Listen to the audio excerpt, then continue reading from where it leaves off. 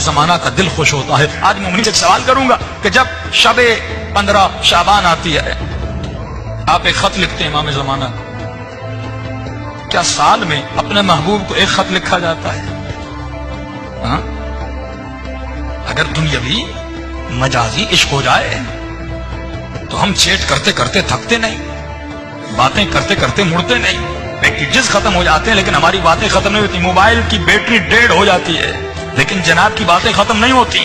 اور امام زمانہ جس سے عشق کا دعویٰ, جس سے محبت کا دعویٰ, اسے سال میں ایک خط. یہ تو امام نے کہا مجھے لکھو تاکہ شیعوں کو سکھائیں کہ جو تو خط لکھتا ہے مجھ تک پہنچتے ہیں. امام تو ہماری باتوں کو سن رہے ہیں لیکن مولا نے یہ کیوں کہا کہ مجھے خط لکھو؟ اس کا مطلب مولا اپنے چاہنے والوں کو ٹرین کروانا چاہ رہے تھے, کیونکہ خط لکھنے سے پہلے زمانے میں جب مولا نے کہا تھا وہاں پر صرف خط کا ذریعہ تھا, ای میل تو نہیں تھا, فون تو نہیں تھی. اس وقت تنہا ذریعہ ارتباط جو انسان آپ سے دور ہوتا ہے آپ اسے خط لکھتے ہیں, اس کی ایڈریس پر خط بھیجتے ہیں. تو مولا نے کہا مجھے خط لکھو تاکہ پہلی بات تو تجھے یقین ہو جائے تیرا کوئی مولا ہے جو تمہارے خطوط کو پڑھتا ہے, جو تمہارے خط کو دیکھتا ہے, تاکہ یقین ہو فزیکلی ایک ارتباط ہو تمہارا امام زمانہ کے ساتھ. کیونکہ آپ کبھی ایسے انسان کو خط نہیں لکھتے جس کا وجود ہی نہ ہو. جو مر چکا ہو اس کو کبھی خط نہیں لکھا جاتا. خط اسے لکھا جاتا ہے جو زندہ ہو. خط اسے لکھا جاتا ہے جو آپ کا خط پڑھے.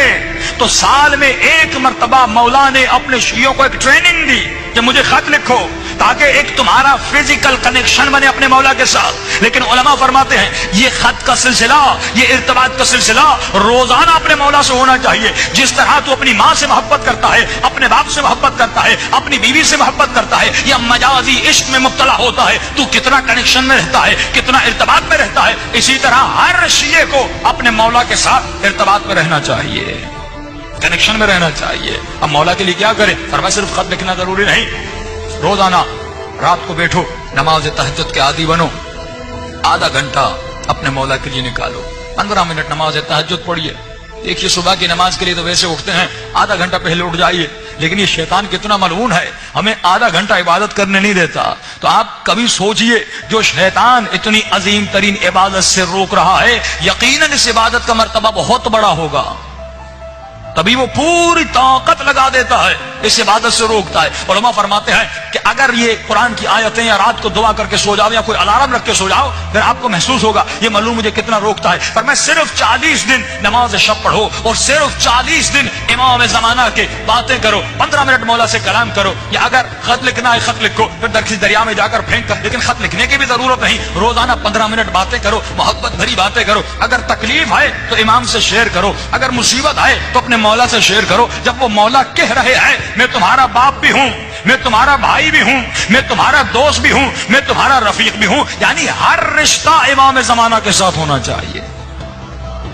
لیکن ہم نے مولا کو صرف ایک محفل بنا دیا کہ سال میں ایک فنکشن کرنا ہے 15 شعبان کا, اور ایک دعائے کمیل پڑھنی ہے اور جمع ہونا ہے, خط لکھنے ہیں. مولا شادی نہیں ہو رہی, مولا پیسہ نہیں, مولا جاب نہیں ہو رہی. اور یہ مومنین جب کربلا بھی جاتے ہیں یہی دعائیں کرتے ہیں.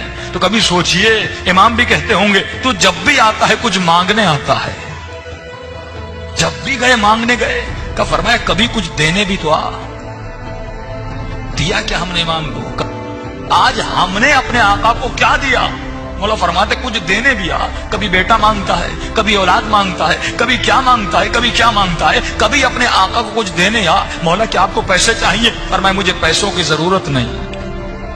مولا کیا آپ کو مال چاہیے, کیا آپ کو دولت چاہیے, کیا آپ کو گھر چاہیے؟ فرمایا نہیں, مجھے تو چاہیے, مجھے تو چاہیے. آپ کا وجود چاہیے امام کو, یہ وجود چاہیے امام کو, یہ ہاتھ چاہیے, یہ آنکھیں چاہیے, یہ ذہن چاہیے, یہ زبان چاہیے, یہ کان چاہیے. فرمایا مجھے تمہارا وجود چاہیے, بس جو میں کہوں تو کرے, جس سے میں روکوں تو رک جائے.